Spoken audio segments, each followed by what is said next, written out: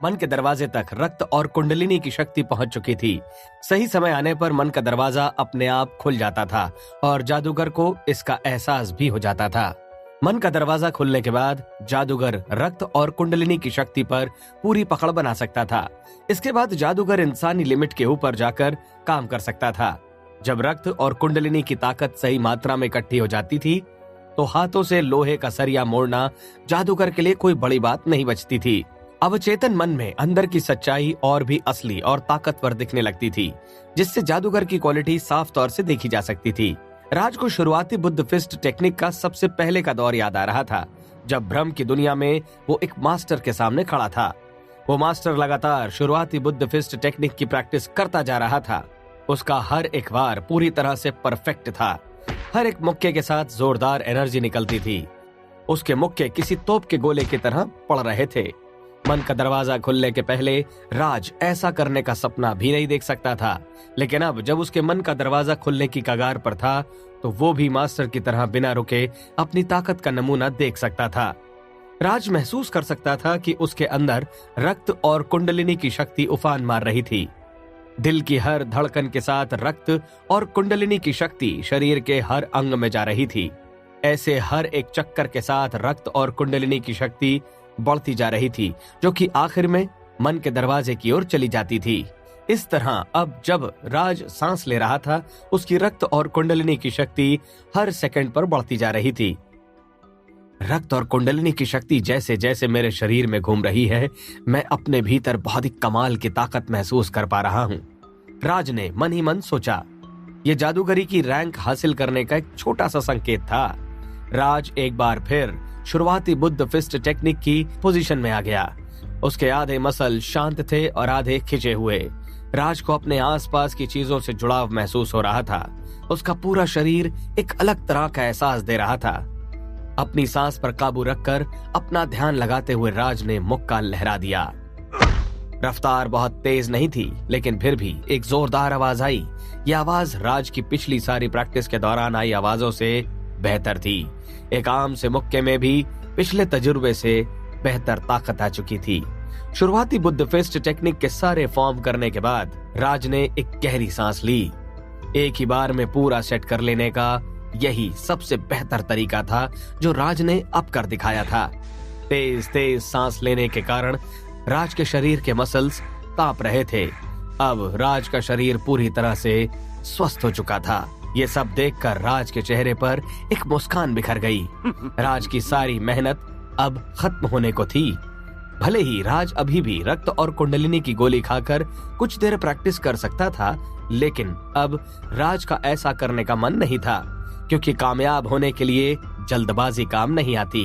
अपना आधार बनाने के बाद राज को अपने शरीर को समझने के लिए कुछ समय की जरूरत थी, ताकि वो अपने शरीर पर अच्छी पकड़ बना सके। हालांकि कुल्हाड़ी पैनी करने में लकड़ी की कटाई नहीं रुकती। ऐसा ही राज के साथ भी होने वाला था। शरीर को मजबूत करने के दौरान उसे प्रैक्टिस रोकने की जरूरत नहीं थी। अच्छे से शावर लेने के बाद राज ने कलंदर वाला सूटकेस बाहर निकाला। राज ने अपना खूनी क्रिस्टल उसी सूटकेस में रख दिया। इसके बाद राज ने चंद्र कबीले के सरदार से हासिल तलवार को भी उसी सूटकेस में रख दिया। तलवार के ऊपर उसका नाम सहस्त्रभेदी लिखा हुआ था। यह तलवार 1.1 मीटर लंबी थी। सहस्त्रबाहु के शरीर की गर्मी के कारण ये काली पड़ गई थी। हालांकि जलने के बाद चंद्र कबीले के सरदार ने इस तलवार पर जो भी नियंत्रण और आत्मीय छाप लगाई थी, वो गायब हो चुकी थी। अब ये तलवार पूरी तरह से अपने नए मालिक की थी। अगर इस तलवार में भी फकीर की या शल्य की तलवारों जैसी खासियत रही तो मजा आ जाएगा। ऐसे में मैं इसे हमेशा अपने साथ रख पाऊंगा। राज ने गहरी सांस लेकर सोचा। राज को यह तलवार काफी पसंद आई थी और वो इसे हमेशा अपने पास रखना चाहता था। लेकिन बदकिस्मती से तलवार हथियार में गिनी जाती थी और अगर इस पर जादुई छाप न लगाई जाए तो कोई भी पुलिस वाला इसे देखकर राज पर कानूनी कार्रवाई कर सकता था। इसलिए फिलहाल राज शल्य के घर में ही इस जादुई खजाने को सुरक्षित रख सकता था। यहाँ किसी चोर के आने की उम्मीद भी नहीं थी। शल्य के जादू के कारण राज के पास इससे अच्छी कोई जगह नहीं थी। इसके बाद राज ने फकीर की तलवार उठाई और स्कूल की तरफ चल पड़ा। अब राज को इस तलवार को फकीर के पास वापस भेजना था। राज ने छोटे बाबा को भी खबर दे दी थी कि तलवार हासिल हो गई है। हेलो सौरभ, अब तुम्हारे घाव कैसे हैं? क्या तुम यहाँ आकर ये तलवार फिर से डिलीवरी के लिए ले जा सकते हो? रास्ते में चलते चलते राज ने सौरभ को फोन लगाकर कहा। हाँ, कोई दिक्कत नहीं है, मुझे स्कूल ही आना होगा ना। चलो ठीक है, फिर मैं तुरंत ही वहाँ के लिए निकलता हूँ। सौरभ ने तुरंत जवाब दिया। सौरभ को इस बात की चिंता थी कि राज अब कभी भी उस पर भरोसा नहीं करेगा, लेकिन राज के फोन के बाद सौरभ को काफी राहत महसूस हुई थी। तुम चारों मेरे साथ आओ, सौरभ ने अपने साथियों को बुलाया। वो इस बार कोई जोखिम नहीं उठा सकता था। अगर इस बार भी डिलीवरी चोरी हो गई तो वो किसी को मुंह दिखाने के काबिल नहीं बचता। सौरभ जी, हम उस चोर के साथ क्या करें? सूट पहने एक आदमी ने सौरभ से पूछा। अभी के लिए उसे कैद में ही रखो, मैं राज से इस बारे में बात करके तुम्हें बताऊंगा, सौरभ ने जवाब दिया और चारों लोगों के साथ निकल गया।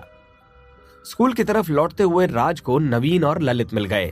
ललित वही लड़का था जिसने कुछ पैसों के कारण राज की जानकारी कलंदर को दे दी थी, जिसके बाद राज ने उसके मुंह पर जोरदार मुक्का मारा था। राज को वो दोनों मोड़ पर दिखे। मोड़ की वजह से वो दोनों राज को नहीं दिख पाए थे। ऐसा लग रहा था कि ये दोनों अनजाने में ही आज टकरा गए थे। ललित को देखकर नवीन मुस्कुरा रहा था। और भाई ललित, तुम्हारा दांत अब कैसा है? नवीन ने ललित से पूछा। ललित के चेहरे पर अभी भी हल्की सूजन थी। उसके भाव दर्द भरे थे। हाँ, उसका तो इलाज हो गया, ललित ने जवाब दिया। ये अच्छा हुआ कि तुम्हारा इलाज हो गया। आजकल चीजें कितनी बेहतर हो गई हैं। कोई कह भी नहीं सकता कि तुमने नकली दांत लगवाया है। तुमने इस बारे में किसी से शिकायत तो नहीं की होगी, है ना? अब तुम और मैं छोटे बच्चे नहीं रहे। अब हम बड़े हो गए हैं और हमें अपनी गलतियों की जिम्मेदारी खुद ही लेनी चाहिए, है ना? नवीन ने ललित के कंधे को थपथपाते हुए कहा। नहीं, बिल्कुल भी नहीं, ललित ने तुरंत ना में सिर हिलाकर कहा। अगर ऐसा ही है तो ये बहुत अच्छी बात है। एक दूसरे को थोड़ा नुकसान पहुंचाकर अब हम एक दूसरे को दोस्त कह सकते हैं, नवीन ने कहा। नवीन हमेशा से ही काफी बातूनी है, लेकिन नवीन ये बात कभी नहीं मानता था। हम कल को दोस्त बन सकते हैं। मैं नहीं चाहता कि हमारे बीच आगे कभी भी झगड़ा हो, तो पुरानी बातों पर मिट्टी डालना ही बेहतर है। इन सब चीजों को भूल जाने में ही हम सबकी भलाई है, नवीन ने थोड़ा जोर से थपथपाते हुए कहा। हाँ हाँ, ललित ने रुआ से गले से कहा। वो बात अलग थी कि ललित नवीन से सपने में भी दोस्ती नहीं करना चाहता था। ठीक है, फिर हम कुछ दिनों में फिर मिलेंगे। उम्मीद करता हूँ कि तुम अच्छे से पढ़ाई करोगे, नवीन ने हंसते हुए हाथ हिलाकर कहा और वहां से चला गया। ये बात तो साफ थी कि नवीन को ललित के शिकायत कर देने का डर था, इसलिए वो इतने दिन बाद ललित को वापस धमकाने आया था। अगर मेरे पास ताकत होती ना तो मैं तुम सभी को अच्छा मजा चखाता। नवीन के जाने के बाद ललित ने दांत पीसते हुए गुस्से से कहा। हाँ, बढ़िया है, तुम में वाकई हिम्मत तो है। जैसे ही ललित की बात खत्म हुई, उसे तुरंत ही पीछे से आवाज सुनाई थी। ललित डर के कांप गया, क्योंकि उसे पता भी नहीं चला था कि कोई उसके पीछे आकर खड़ा हो गया था। ललित ने पीछे मुड़कर देखा तो राज खड़ा था। ललित के तो पैरों के नीचे की जमीन फिसल गई। उसे कुछ दिन पुराना मुक्का और उससे उठा दर्द याद आ गया। लेकिन तुम्हें ठीक से मेहनत करने की जरूरत है। तुम तो अभी बहुत ज्यादा कमजोर हो। मैं तो तुम्हें एक उंगली से ही हरा सकता हूँ। जब तुम अच्छे से कसरत वगैरह कर लोगे तो फिर मुझसे आकर मिलना, राज ने चारों तरफ देखकर कहा। वो एक बिल्डिंग को ढूंढ रहा था जिसे कुछ दिनों में तोड़ने वाला था। राज बिल्डिंग के पास गया और उसकी दीवार से अपना मुक्का टिका लिया। इसके बाद राज ने धीमे से दीवार में मुक्का मारा, जिसकी आवाज बहुत जोर से आई। दीवार में छेद हो गए, जैसे किसी ने बड़ी सी मशीन से ऐसा किया हो। तुमने ये देखा? जब तुम इतनी मेहनत कर लोगे तब तुम मेरे पास बदला लेने के लिए आ सकते हो, राज ने सिर हिलाकर कहा। ललित अपनी आंखें झपका रहा था। उसे दीवार की हालत देखकर अपनी आंखों पर यकीन नहीं हो रहा था। जब राज काफी दूर निकल गया तो ललित उस दीवार के पास गया और उसे दबाकर देखने लगा। ये कोई गड़बड़ बनी दीवार या बिल्डिंग नहीं थी, ये सही ढंग से बनी दीवार थी और इसकी क्वालिटी भी बढ़िया थी। फिर भी राज ने एक मुक्के से दीवार में छेद कर दिए थे। इस बारे में सोचकर ही ललित के पैर थर थर कांपने लगे। करीब 10 मिनट में राज अपने हॉस्टल पहुंच गया। सौरभ ने एक बार फिर राज से पार्सल ले लिया। इस बार उसने पार्सल को एक सूटकेस में बंद कर दिया। सौरभ, मैंने भी एक सामान के लिए तुम्हें कितना परेशान कर दिया, राज ने कहा। सौरभ ने कुछ नहीं कहा, बस मुस्कुरा दिया। वो बेवकूफ नहीं था जो राज से इस पार्सल के दोबारा मिलने के बारे में पूछता। राज जी, आप ये बताइए कि उस चोर का अब क्या करना है? जाने से पहले सौरभ ने पूछा। अच्छा, उसका जिसके दोनों पैर टूट चुके हैं। तुम्हें जो बेहतर लगे तुम कर सकते हो। अगर तुम्हें लगता है कि वो परेशानी खड़ी करेगा तो उसे जेल में डाल दो, राज ने थोड़ा सोचकर कहा। जेल की बात आते ही राज को फिर से याद आया कि उसके पास गोरे सन्यासी की कोई खबर नहीं थी। ठीक है, मैं समझ गया, इस बार मैं आपकी डिलीवरी करके ही रहूंगा, आप बेफिक्र रहे, सौरभ ने कहा। मुझे तुम पर भरोसा है, राज ने सौरभ से कहा। उसे सौरभ के लिए थोड़ा दुख हो रहा था, क्योंकि शायद राज के कारण ही सौरभ को इतना सब सहना पड़ा था। लेकिन राज आगे आने वाले दिनों में अपनी गलती सुधारने का मौका चाहता था। सौरभ से बातचीत के बाद राज वापस अपने हॉस्टल में आ गया। अभी उसका कोई भी दोस्त हॉस्टल में मौजूद नहीं था। जब से यासीन ने अलग से कमरा लिया था, तभी से उन लोगों को हॉस्टल आने की जरूरत समझ नहीं आती थी। राज ने जैसे ही अपने कमरे का दरवाजा खोला, उसने देखा कि एक लंबी सी झब्बेदार पूंछ जमीन पर बिछी थी। राज ने तुरंत ही दरवाजा बंद कर दिया और अपनी आंखें मलने लगा। थोड़ी देर लंबी सांस लेने के बाद राज ने दरवाजा वापस खोला। ये वही शैतानी कुत्ता था जो राज को देखकर अपनी पूंछ हिला रहा था। आखिर इस कुत्ते ने राज को कैसे ढूंढा? आखिर ये कुत्ता राज के पास क्यों आया था? राज बड़ी हिम्मत जुटाकर कमरे में दाखिल हुआ और अंदर आते हुए दरवाजे को ताला लगा दिया। ऐसा भी हो सकता था कि पूरी जादुई दुनिया में सिर्फ एक ही इतना बड़ा शैतानी कुत्ता था, लेकिन एक बात बिल्कुल साफ थी कि राज के सामने फिलहाल जो शैतानी कुत्ता था वो वही था जो कल अलगू के पीछे पड़ा था। छोटे कुत्ते देखने में जितने मासूम लगते हैं, बड़े कुत्ते उतने ही खूंखार लगते हैं। उनका फिर मासूमियत से कोई लेना देना नहीं बचता। शैतानी कुत्ता राज के सामने बैठा था। उसकी जीभ बाहर लटक रही थी। वो बिल्कुल एक आम कुत्ते की तरह हरकत कर रहा था, जबकि इतने ताकतवर शैतानी कुत्ते को तो गर्मी भी नहीं लगती थी। इसके बावजूद भी वो जीभ बाहर निकाले बैठा था। इतने में ही राज को चिरंजीवी कबीले का तरीका याद आया, जिसमें कुत्ते को देखकर जोर से चिल्लाना होता था। हालांकि राज इतना बेवकूफ नहीं था, वो ऐसा बिल्कुल नहीं करने वाला था। तुमसे मिलकर अच्छा लगा, राज ने कुत्ते की तरफ हाथ हिलाकर कहा। उस कुत्ते ने अपना सिर टेढ़ा करके जवाब दिया। अगर कोई छोटा कुत्ता होता तो ऐसी गर्दन करने पर यह भी बहुत मासूम लगता। तुम मुझे समझ सकते हो, है ना? मुझे पता है कि ताकतवर जादुई जानवरों में अक्ल होती है, राज ने कहा। वो समझ चुका था कि कुत्ता उस पर हमला नहीं करना चाहता, इसलिए उसे थोड़ी राहत महसूस हो रही थी। राज की बात सुनकर कुत्ते ने अपना सिर दूसरी तरफ झुका लिया और मासूम बना रहा। क्या इसे साफ हिंदी समझ नहीं आती? राज ने मन ही मन सोचा। राज जानता था कि इस कुत्ते में इंसानों के बराबर अक्ल थी, जिसका उदाहरण चिरंजीवी कबीले से लड़ाई के दौरान साफ देखा जा सकता था। हालांकि शैतानी कुत्ता इंसान नहीं था, जिसे कई सालों तक स्कूल में पढ़ाई करनी पड़ी हो। इसी कारण यह जरूरी नहीं था कि उसे भाषा का ज्ञान भी हो। ऐसे में जब चिरंजीवी कबीले वाले इस कुत्ते को चिल्लाकर यहाँ वहाँ की बातें कर रहे थे, तो शायद कुत्ते को कुछ समझ भी नहीं आया होगा। इसका तो एक ही मतलब था कि इस कुत्ते ने ही उसकी जान बख्शी थी। राज को अब चीजें थोड़ी समझ में आ रही थीं। अब राज को कोई न कोई तरकीब लगाने की जरूरत थी। ऐसे में उसे कई साल पुराना एक चुटकुला याद आया, तो उसने सोचा कि क्यों ना इसे कुत्ते पर आजमाया जाए। राज जानता था कि ये कोई आम कुत्ता नहीं है।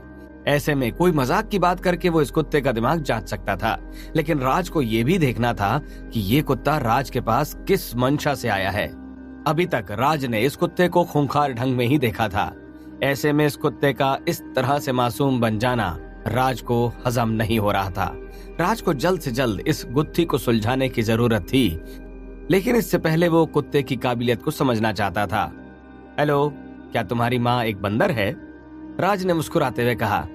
जैसे ही शैतानी कुत्ते ने यह सुना, उसने अपनी गर्दन सीधी कर ली। उसकी जीभ अंदर चली गई। अब कुत्ता कहीं से कहीं तक मासूम नहीं दिख रहा था। उसके चेहरे पर लानत दिख रही थी। वो राज की बात सुनकर थोड़ा चिढ़ गया था। अभी कुत्ते के चेहरे के भाव ठीक वैसे ही थे जैसे चिरंजीवी कबीले वालों से निपटते समय थे। चिरंजीवी कबीले वालों की हरकतें देखकर भी कुत्ते के चेहरे पर लानत भर गई थी।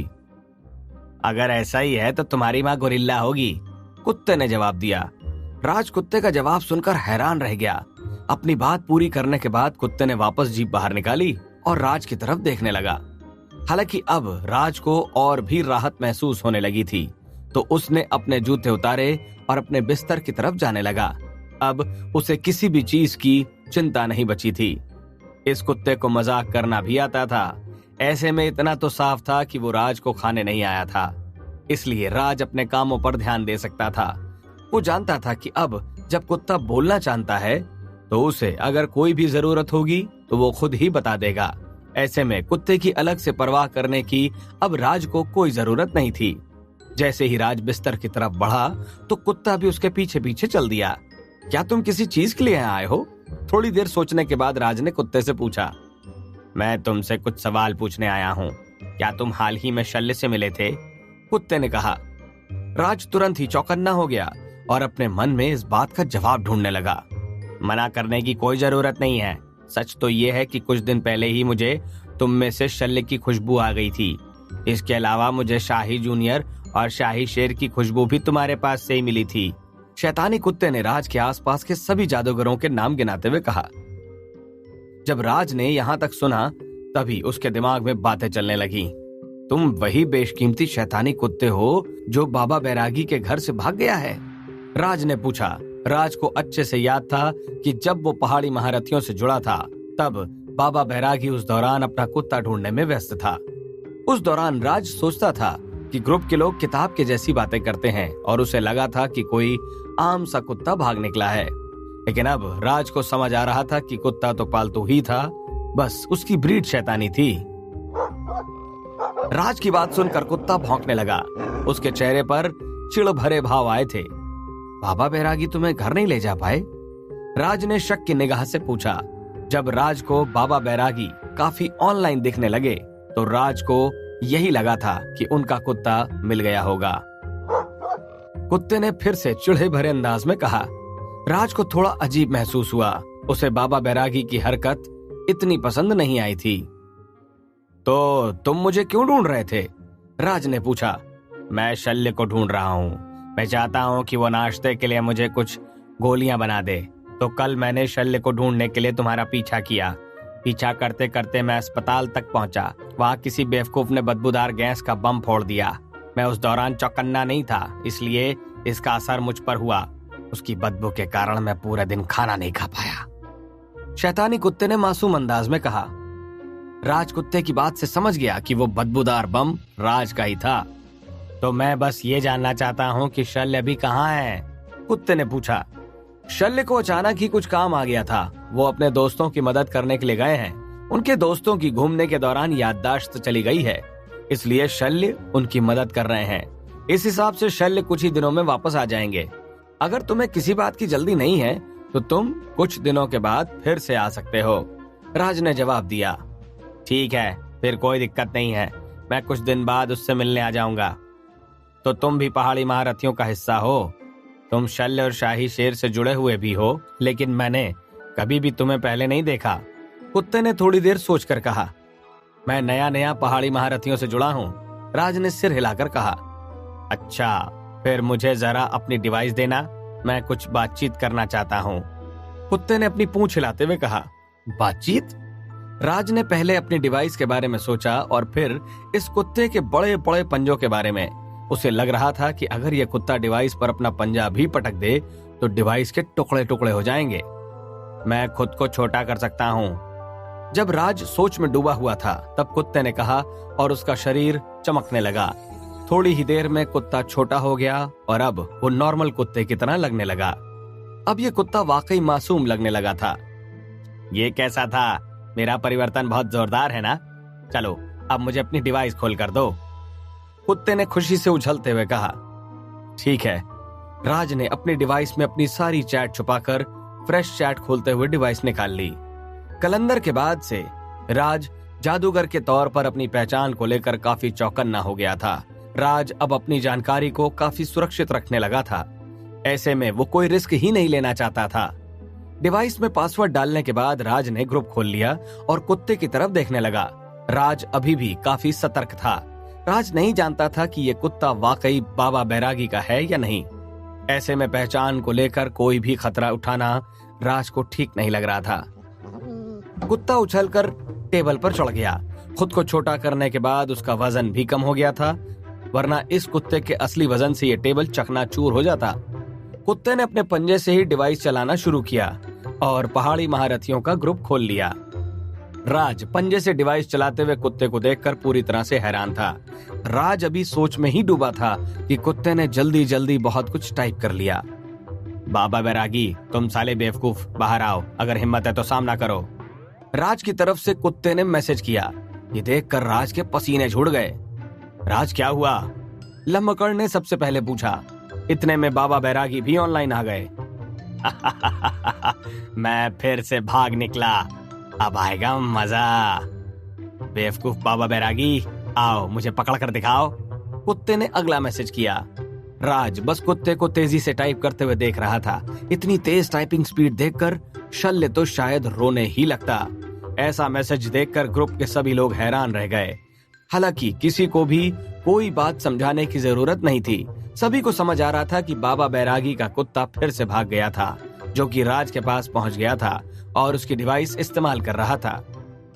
प्यारे टफी, कोई परेशानी खड़ी मत करो, बाबा बैरागी ने कहा। हाँ, मैं तो परेशानी खड़ी करना चाहता हूँ, तुम मेरा क्या बिगाड़ लोगे? अगर तुम में काबिलियत है तो आओ मुझे पकड़ कर दिखाओ, कुत्ते ने खुश होकर कहा। जैसे ही ये मैसेज गया तभी एक नोटिफिकेशन आया जिसमें लिखा था कि राज को एक दिन के लिए ग्रुप से ब्लॉक कर दिया गया है। पिछले कुछ दिनों में बाबा बैरागी ने ब्लॉक करने का काम काफी तेज कर दिया था। इस बाबा बैरागी की तुम है, इसने मुझे ब्लॉक किया, कुत्ते ने गुस्से में कहा।